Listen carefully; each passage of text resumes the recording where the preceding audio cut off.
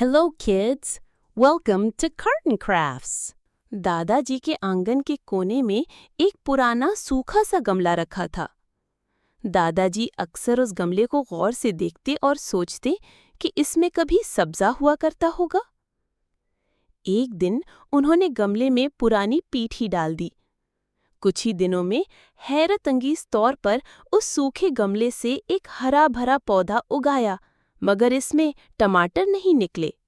चलो देखते हैं, जरा ये टमाटर वाली दवा भी डालकर देखता हूँ। अगली ही सुबह कमाल हो गया।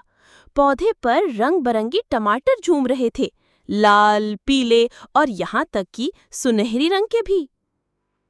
और फिर उन्होंने वो टमाटर बाजार में बेचे। लोग हैरान थे, ऐसे चमकते हुए टमाटर किसी ने कभी ना देखे थे।